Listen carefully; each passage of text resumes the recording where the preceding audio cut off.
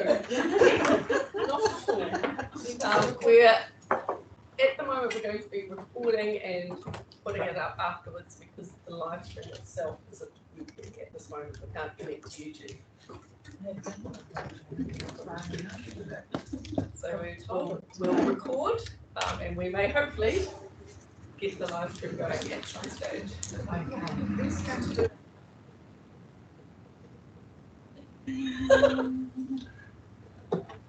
He's looking right here.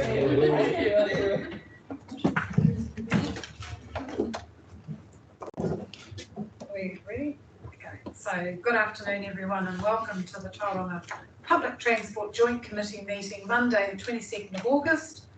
Health and safety, if the alarm sounds, make your way to the nearest emergency exit, which is out here.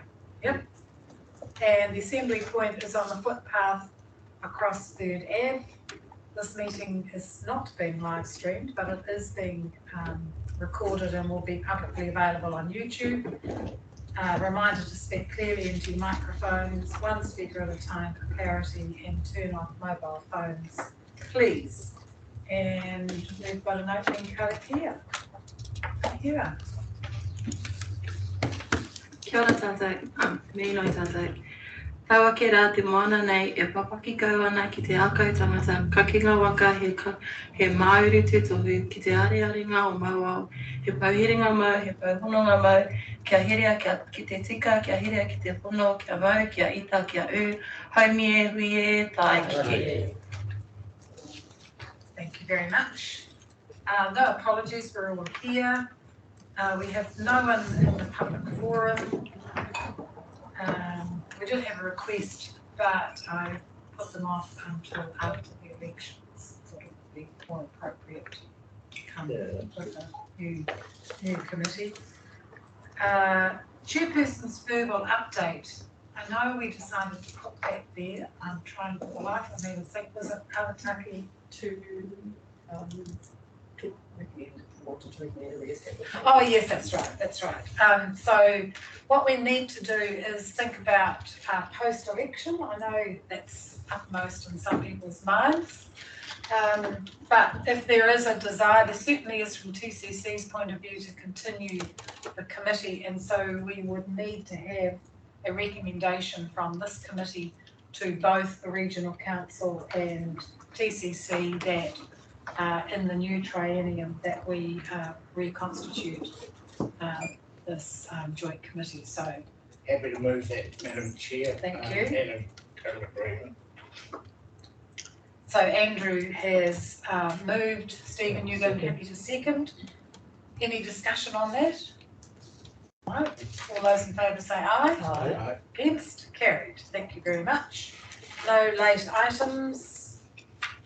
No confidential business transferred into open, no change to the order of business. That brings us to the minutes of the meeting held on the 21st of March.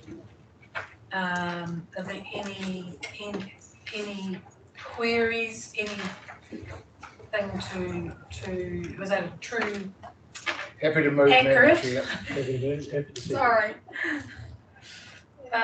So moved Andrew and seconded Stephen.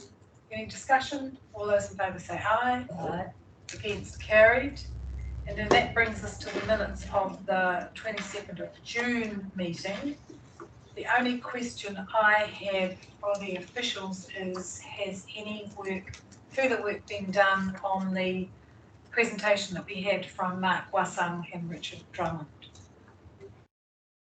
That disappeared into the deep dark abyss, or is that being fed into the PT review or any of the work that's happening? Because there was a resolution passed that the staff consider the submission in light of that presentation. Yeah, Oliver. So through the chair, yes, staff are considering that, so we're considering it through the RPTP drafting process as well, so it is fronted. So we can expect something back perhaps in the next triennium. I hope so. as part of some of that work. Okay, thank you. And that was the people that I said it was too early to come back to us at this stage. Wait until the next trade union and come back and talk to us things.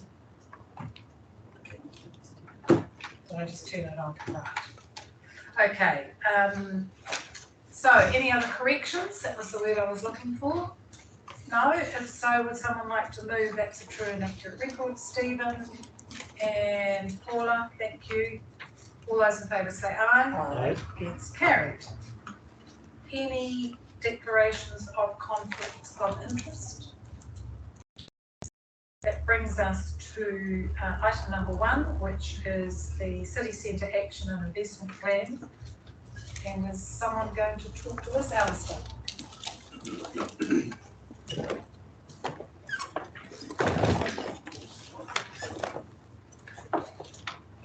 Thank you, committee. I think you may know Robin Swimshaw as well, who's been leading the development of the City Centre Action and Implementation Plan. So the purpose of this report is to provide you with an update of the assessment for identifying that preferred long-term route for buses to run through the city centre. You may recall at our last meeting we presented 4 options. You asked us to go away and work with stakeholders, particularly the regional council, on an alternative option. That option is shown as option E in the report. We worked with the regional council through that assessment of option E against option B, which was the more direct Durham Street route, and when considered against those same criteria, that Durham Street route performed higher. It performed higher from a network integration perspective, a place perspective, and also from a PT quality perspective. The success of a Durham Street route, and similarly a Grey Street route, particularly at that end of the corridor, is very much dependent on access through to the retail precinct or the knowledge precinct, and there is work underway to supplement that route on Durham Street. So council staff are working on that at present. So based on the assessment undertaken and the origin destination analysis and walking distance from the 2 routes, option B and option E, the option B was confirmed last week through council decision making on the City Centre Action and Implementation Plan. Oliver may want to also offer some advice on the process that we've worked through in the last month or 6 weeks. Thanks, Alistair. Yes, regional council staff support the preferred option. You might recall at the last committee meeting we spoke about the importance of getting people as close to their destination as possible to make PT efficient and the mode of choice.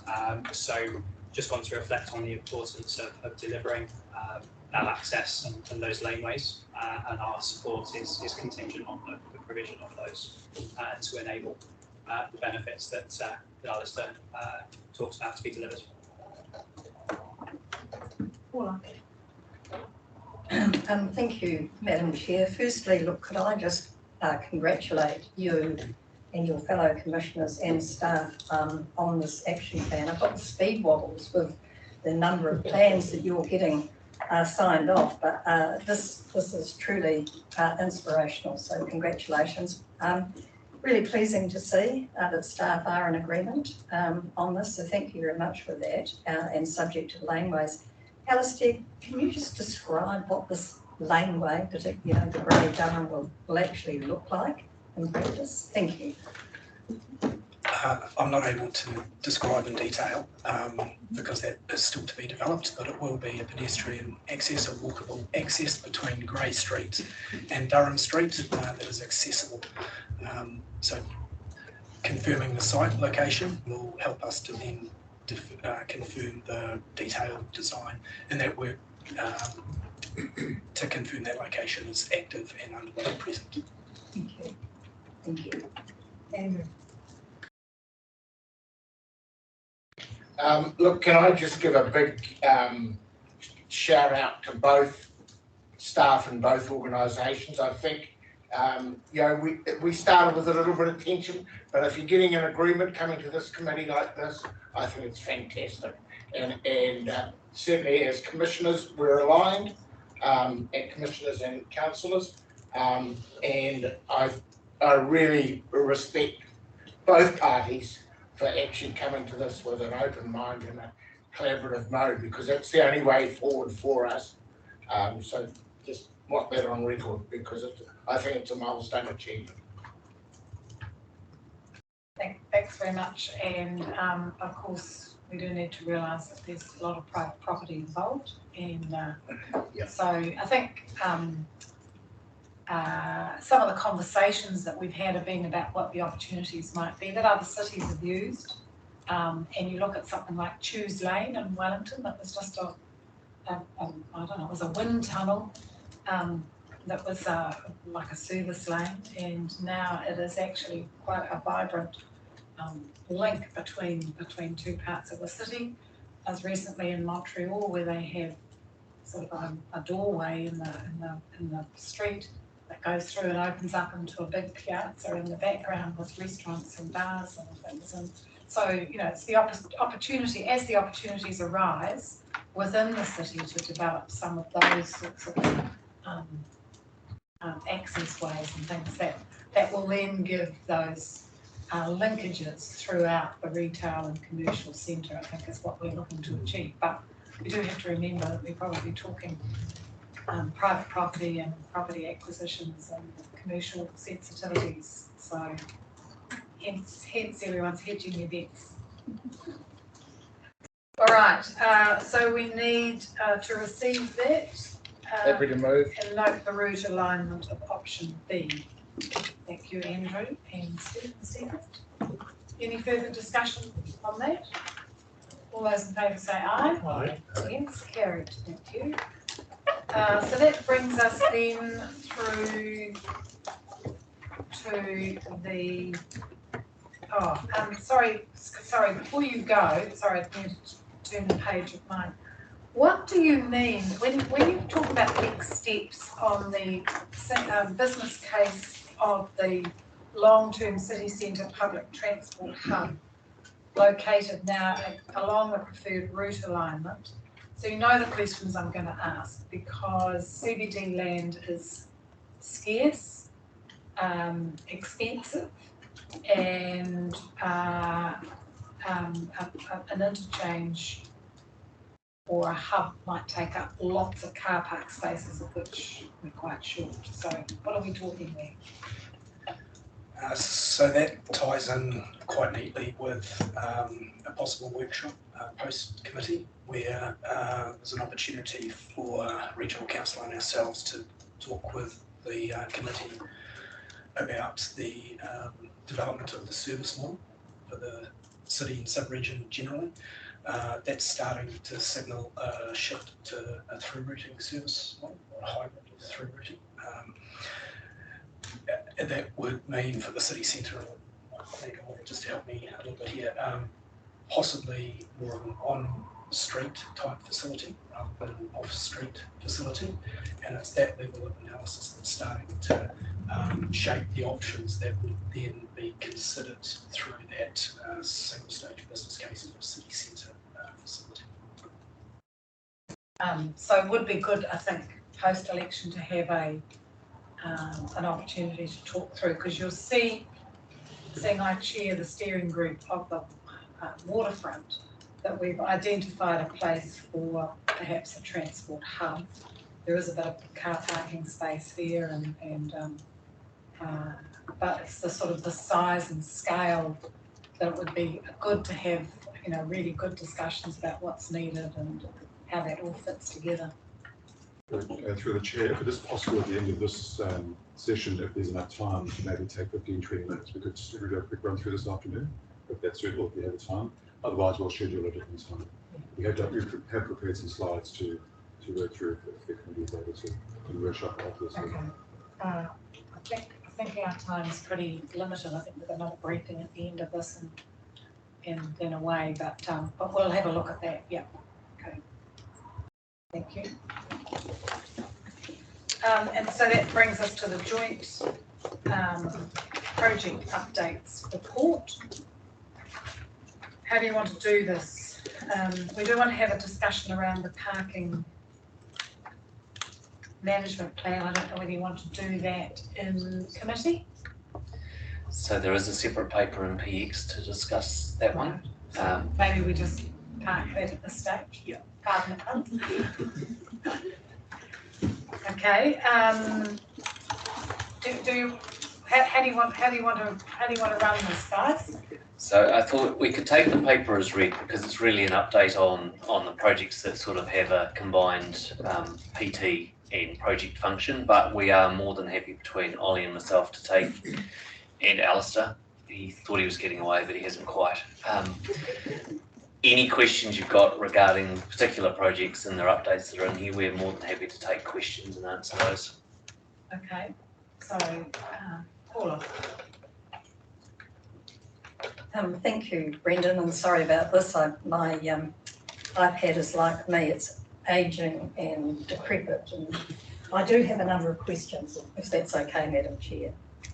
The first one, please, is in relation to the development of the analytical emissions tool, and I think I've raised this, Alistair, with you at our hearings the other day about so what happens to embedded emissions analysis. So, and I apologise in advance to my colleagues, but I do have about 6 questions on this report. Thank you. Excuse me. So the tool that's developed considers operational emissions associated with vehicle kilometres travelled. It's based on the vehicle kilometre travel projections from our regional joint transport model, sub-regional joint transport model, sorry. It doesn't take into account embedded embodied emissions.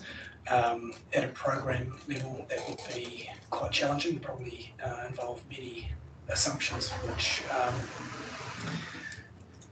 I think we'd probably need to test that with the team further as to, I guess, the capability and ability to do that, and then whether it would give a sensible output. But it's something we could ask the team who've developed this, is it something sensible that we could do? My thinking, as I mentioned at the Regional Public Transport Committee meeting last week, was that those embedded or embodied emissions are better understood at the next stage of business case development phase, where an option and what it comprises, bridges, additional pavement, or some reallocation of space and different lines painted in different locations might be the better location to then really understand those embedded or embodied emissions. So yeah, there is a limitation in the tool at the moment. It's based on operations rather than embedded. Thanks, Alistair. And just in regard to your comment, I notice in the report that Waka Kotahi are yet to confirm just how that project by project ERP analysis will be done. When do you kind of expect Waka Kotahi to give us some guidance in relation to that? Oh, I couldn't speculate. It is challenging space. I know they are doing some of that work already with other projects like Mill Road in Auckland, which is obviously a pretty significant project, and there's some work there that I think we could ask to see that then might help us at a project level here. But in terms of providing that sort of consistent national guidance, I'd need to go and ask them. Okay, I'll let you off the hook and now turn to regional council staff.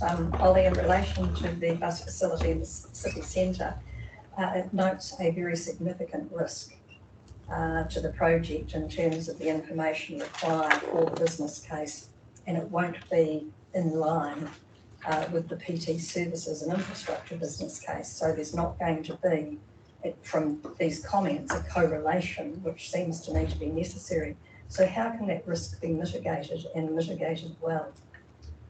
Before I answer that question through the chair, an apology to the committee. I think there's been a version control issue, and in the report at the front are updates on that. I think that's on regional council side.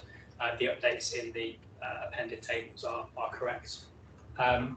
The Public Transport Services and Infrastructure business case has recently concluded with a draft reference case. which should provide the assurances needed to other projects such as the CBD interchange. And as Alistair said, we're happy to provide a brief update at the end of this session should there be told. Great answer, thank you. And I guess this is a question really, and I know Commissioner Selwood's got a passionate interest in this, but when will we have an understanding of the government's positioning in relation to dynamic load pricing?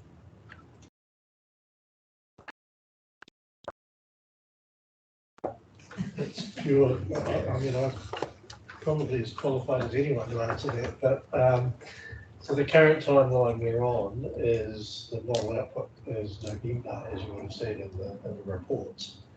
So obviously we're dependent on what we learn from that process, and then if the opportunity is good, then it will be a need for a really strong advocacy with central government to get another go ahead. But that's kind of the next step, if you like, is the model outputs, which will then set our agenda from then. It's very hard to predict, but I think your question raises a very valid issue, that if we're doing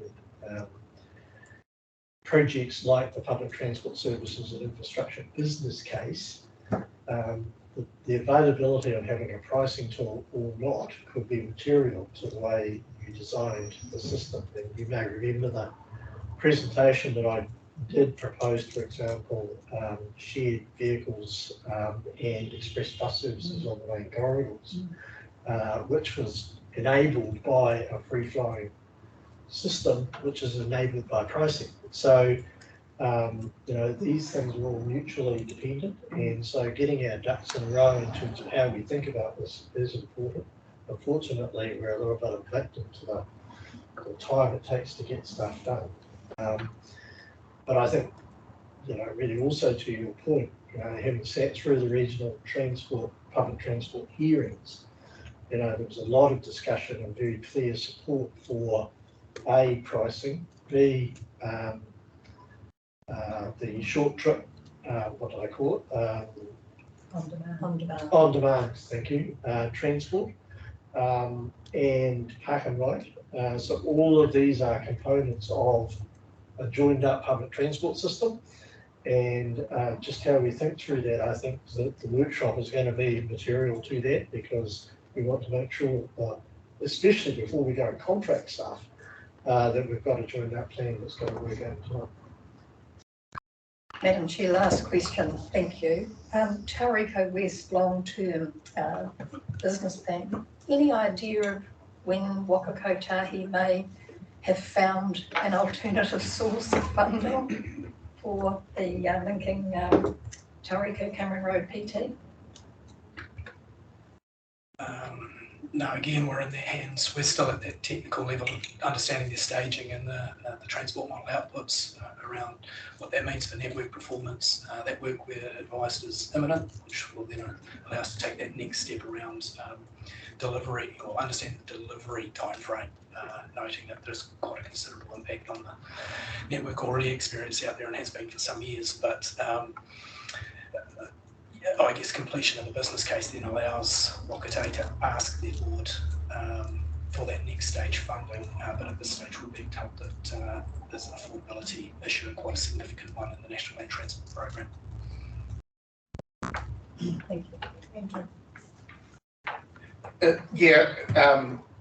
With all this planning, I think it's really important that we think about corridors and making sure that we've got that we future-proof our corridors, make sure they're fit for purpose, and with enough room for flexibility as we go forward. I've noted when we did the first Tauranga subdivision out there, we did a very good roading. It was subsequently after the GFC sold, and the subsequent streets were crammed in, and that's and not wide enough even for 2 cars in some places, let alone to.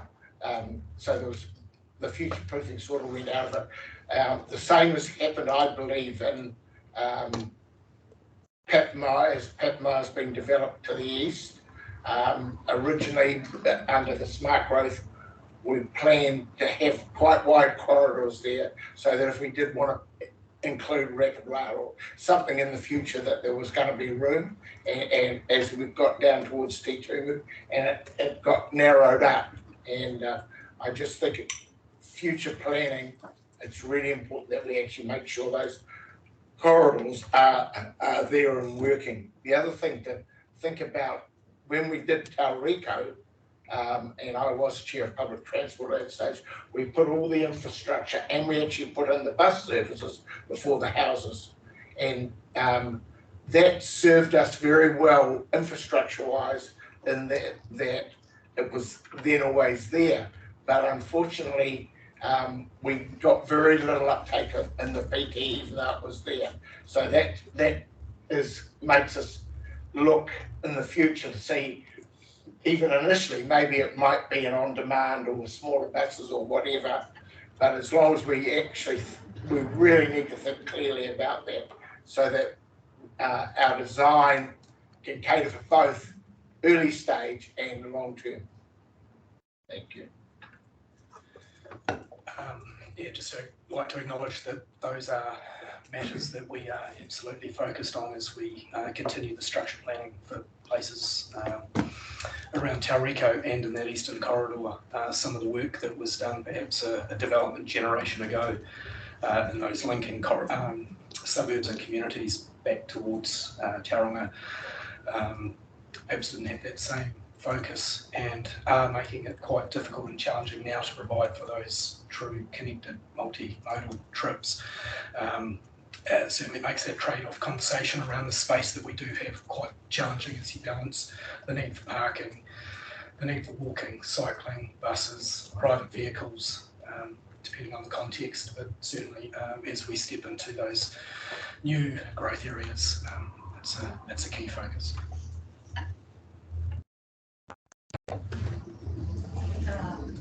Well, a bit like Paula, I've got a few questions. So where are we up to with the bus shelters? So there's two actions underway. So we actually have a hearing starting on Wednesday. So we've got a hearing on the 24th and 26th. So that is for the shelters where people have said no when we've requested. We also have a tender out at the moment for the provision of shelters. Given the number of shelters and the dollar value involved, we've gone to tender rather than using our normal supplier. We have ordered the first 20 so that we can get underway with installation of the first 20 sites while we complete this tender process. But yeah, we are on track to start work effectively, hopefully next month. We had hoped to be this month, but there's been a delay in getting those first 10 shelters to be delivered. Funky ones? Funky ones is still a work in progress. I need to have a briefing with commissioners. The cost of them is significantly higher than a standard shelter. But we do have now pricing for some quite interesting shelters. Okay. And then I guess I'll just go through it logically. If I look at item 4 of the report, all of those are through, and I'm looking at Oliver. All of those are none of them actually have a place for discussion here. And so I guess I'm raising the fact that I thought this joint committee was so that we could actually have discussions between the two organisations before decisions are made, which is why we bring things like parking strategy, like the central city plan, before the final decisions are made. And there doesn't seem to be, as I look through, there doesn't seem to be a place for any of those discussions, which indicates that the regional council will make a decision and then I guess report to us that they made that decision without that prior involvement in the process. And you just look at the public transport, and it might be at a staff level, and certainly I know, at a staff level a lot of that's happening, but at the governance level it can be quite a different thing. So perhaps not necessarily for discussion today, but perhaps some thinking about how we might get some, maybe some workshopping at an early stage in the preparation of these plans, so that by the time you come into the Regional Council Public Transport meetings and make decisions, we've had a good opportunity to talk. You're turning on your microphone, which is a good sign. You want to say something? Look, I just want to acknowledge if that's the feeling, that's certainly not the intention, so I'll take that feedback on board. And an example would be if we had time today, or at future time, to look at the business case that Ollie was referring to earlier. That would be an example where we can have really good conversation, I think, well ahead of decision making. Yeah. So I apologise if it looks that way. It's certainly not the intention. Okay, thank you. And just to add and sort of reflect on the comments, it is kind of a product of where those projects are in their life cycles. We're sort of undertaking a lot of work behind the scenes, but probably haven't reached the point where it's sort of appropriate to make a decision or discuss making a decision. So it's not intentional, or there isn't a desire to keep this committee in the dark. Yeah. So one of the things that we didn't get the opportunity to have to talk about was the ferry report, and it would be good to have a discussion around that. Not about the actual report itself, although I haven't seen it, but I've seen the report of the discussions. But certainly in talking with Tourism Bay of Plenty, there might be an opportunity to have a look at something around the cruise ships between the ships and the CBD, which sort of, maybe on a trial basis, but it would be worthwhile having a conversation rather than that going nowhere because there was no infrastructure.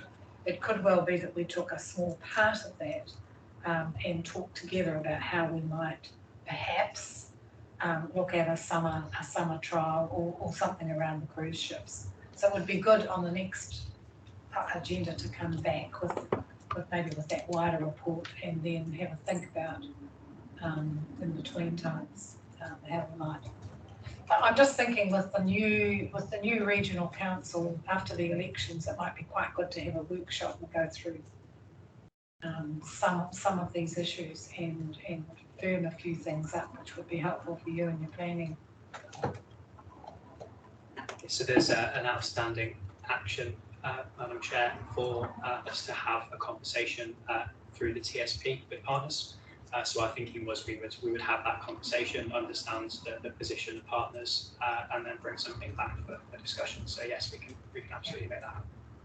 You just might not get the view from governance that that it's worthwhile having a look at whether we can do something on a small scale. Yeah, that's the point. Yeah, rather than something full blown that the staff might not have been talking with us about. Okay. And the other one was really the bus facility at Arataki. So just a report on the meeting that we had with them, with the first session with the community. It wasn't a huge meeting, and I do apologise that there was some confusion over whom to invite. But in future, can the staff just make sure that it's the members of this committee, that the regional councillors of this committee, that we would invite to those public meetings? And to come out of it were a number of points. The first question was, why do we have to have on-street bus stops, and why can't we use the St John's site?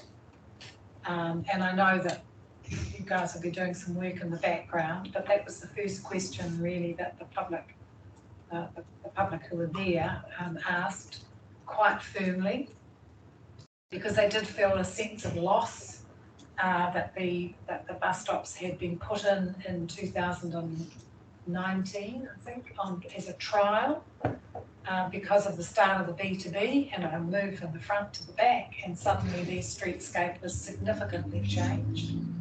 So that was the first question. The second question then really was, why do we need 5 bus stops? If the buses are coming at different times, will there be 5 buses parked there? And if not, well, why do we need 5?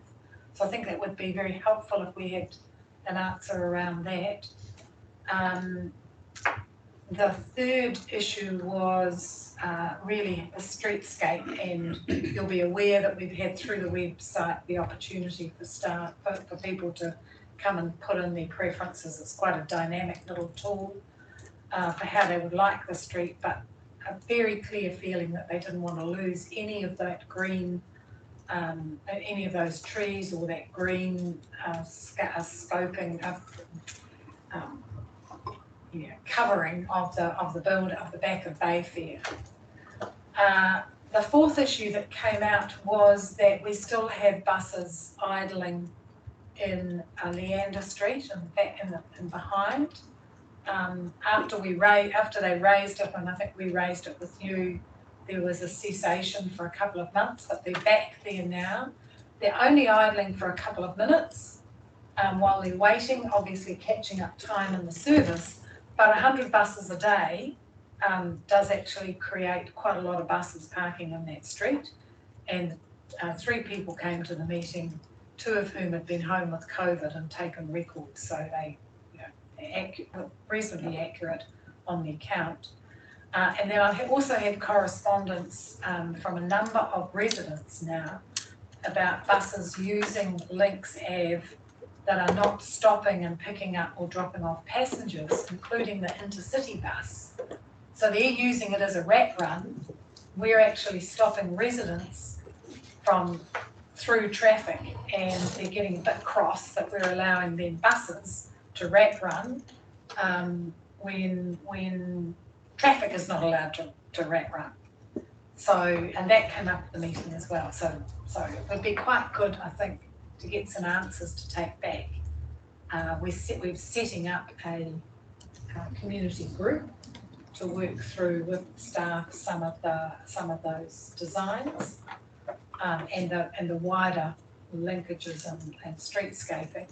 But it would be helpful, I think, to be able to go back with some answers to those questions. But particularly if we could get someone having a look at the rat running by buses that are not actually dropping passengers or picking up passengers, and particularly the intercity that should be using the state highways, I would have thought. Chair, quite a series of questions there. And someone relatively new to the city and trying to catch up on all those issues. I think I'm sure we agree on all the issues. It's more about how do we get there and how do we actually implement them. The use of Links Ave, some stats anyway on the use of it by buses. I'm not sure that we would see the buses using that section of Links Ave as using it as a rat run. There is an issue underlying it all, and most cities have this, when you have a restricted area like Links Ave, as to whether you allow not-in-service buses to have access to it. It's a deep question, really, because those buses are not rat running actually. They're trying to get the next start of a journey, and they need to get there to be on time. We know the consequences if they don't. So acknowledge that there are some buses that are using that part of Links Ave as access to get to the beginning of their next run, and people in the area will see a bus go through with NIS in front of it and say, why is that bus here on Links Ave? How many of those buses? So from urban buses, we asked our operator to investigate. They looked back at last week and they saw 40 not-in-service buses using Links Avenue over a course of a day. Those buses are predominantly services that terminate at Farm Street and then are travelling to start a new route at the CBD. So getting to the CBD on time, as Greg said, is critical to deliver the service ongoing. Just a reminder to the committee too that there's a large school in that area, so there are school buses accessing it. We don't control all those buses, so there will be other buses using that part of Links Ave as well, probably including coaches as well, which we don't have any control over. So be aware, it's not just these actual bus services. There'll be others that possibly are using it as well. Yeah, but it is hard. I mean, 40 buses a day. I understand the problem. What you get from the residents is that many of them have to get to meetings on time too. and you get that from Papamoa people who are no longer allowed to travel through that road, who have to get places at certain times. Now, that's the answer we will get. So I think in the design of these, we do need to think about some of these issues, and that's why I think we should keep the St John's site in the mix for layovers, for maybe termination of routes, and but it doesn't solve the problem of buses using Links Ave. They're using it as a rat run because they're on a timetable, and through the B2B is slower, which is why we had 9,500 vehicles going through Links Ave. So we now have to deal with that issue. I'm not sure what the answer is. I appreciate your problem, but you've also got to appreciate our problem, that we are trying to justify this to residents who cannot travel in and out of their own street where they live. Look, can I just say again, on the regional council side, absolutely acknowledge the problem. It's not an easy one to solve, and take on board your comment that we need to keep St John's on the horizon to see if there's a solution in there. The same applies to your comments around layovers and Lander. We don't want that. We know the community doesn't want that. Right now, there isn't actually a solution. We do have to have buses waiting to connect at times, and that's where you end up with that sort of problem. So I just want to stress, we totally understand the question and the problem. We don't want it as much as the city doesn't want it either. So we have to find a solution to it. And if I can just add, we have done quite a lot of thinking about our medium to long-term network ambitions, which hopefully I can brief you on after this session. But moving to more of a through-routed model would reduce the need to run not in service. It's not something we want to do because it's inefficient, and that would solve the layover issues in the community, but also require less not in service positioning moves in that part of town. So it's something that sort of medium term we are keen to try and prevent. Yes, yeah, I can comment on the 5 bus stops if.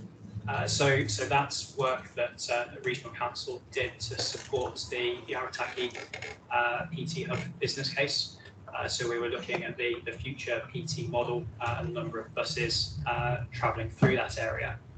With the number of buses and to avoid congestion, our analysis showed that you would need 4 stops for in-service buses, but also a 5th stop to allow 1 route to layover. That 5th stop removes the need to layover on residential streets and means that can all be contained within 1 facility. So you move away from the operational practice that we see at the moment. So that's where the 5 stops comes from.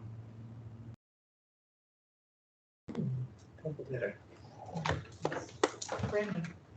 I was just going to say to the committee, staff are reporting back to council on the 5th of September on our Links Avenue update. We would be more than happy to bring that paper through this committee if that was advantageous, which effectively is just going to give an update on the community survey that we've done on Links Avenue, sort of at the end of the 4-month period of the trial. When is our next meetings? We won't have another one scheduled before the election, but we maybe could make it available to the report. So maybe we could make it available to the regional council then, so they can see. Yeah, but I've just had more correspondence today on the intercity bus going down Links Ave, and you can understand. I mean, you know, it takes, if they live in Links Ave or Ascot or any of those, and they want to go and do their grocery shopping at Bayfair, they come out Spur Ave, but then to get home, they've got to go all the way around the block. It is a considerable inconvenience to people. And then they see the buses running through, which they're not allowed to do. So you can understand why they're agitated. Yep.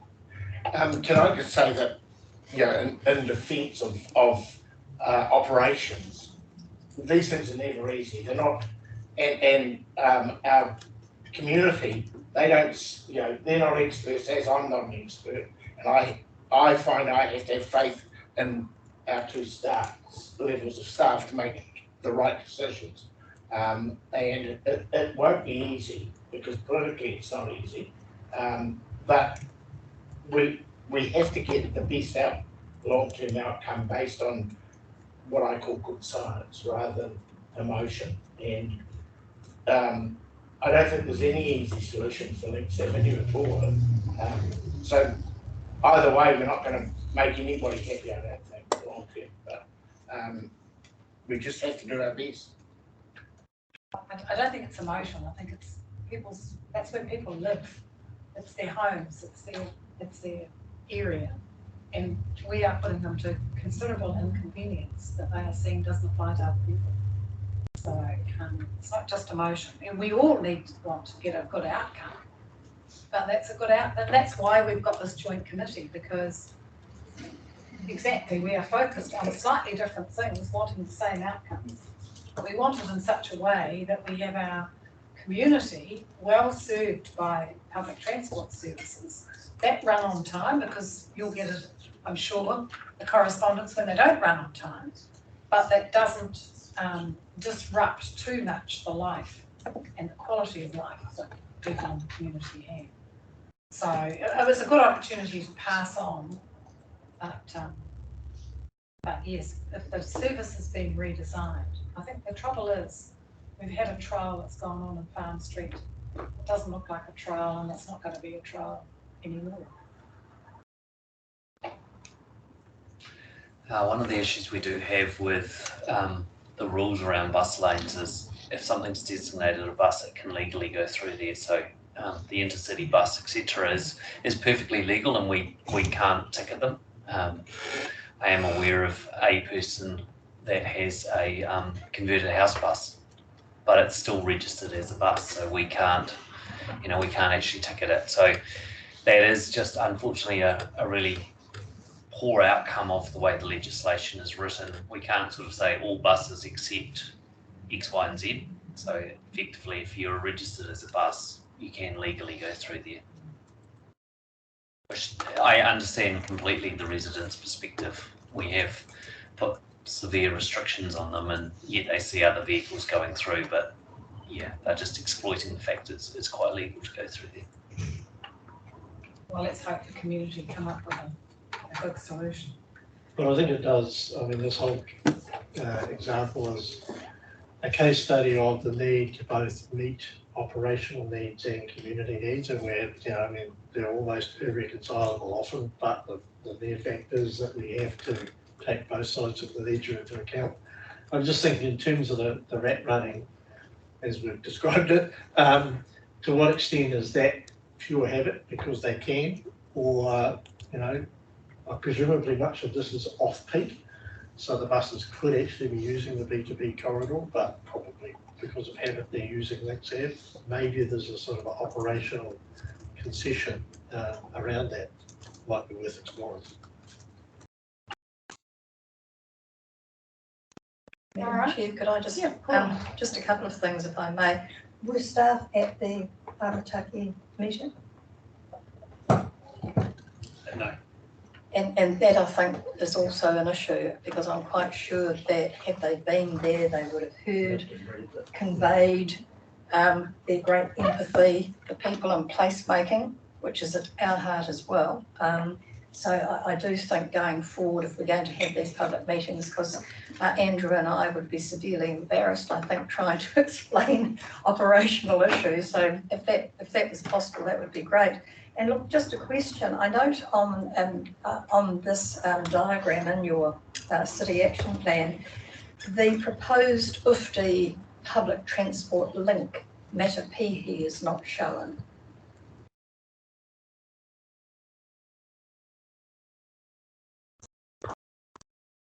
Excuse me, I'll need to come back to you on why that is the case. I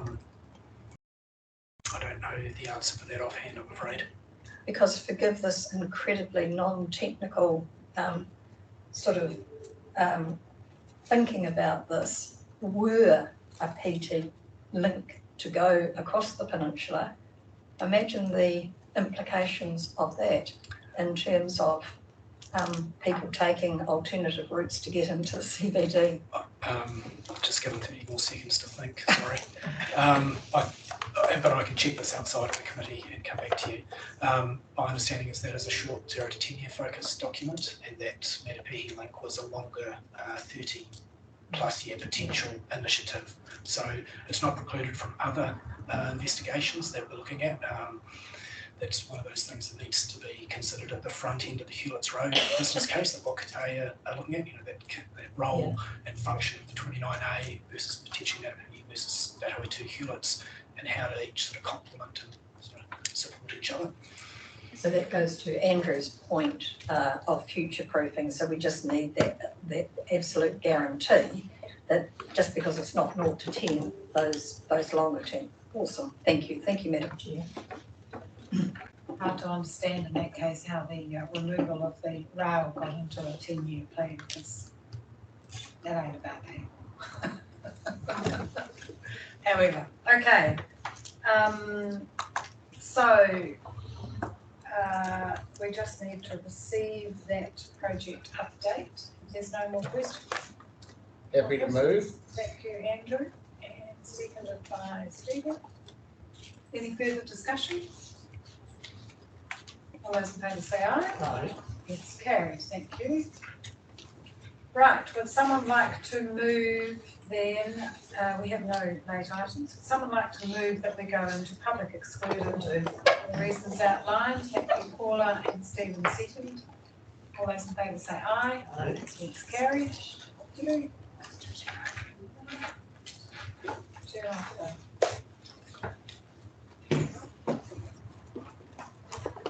Thank you very much. Thank you. Thank you for having me. Sorry, I'll get out of your hair. All right. You think I've moved on, goodness.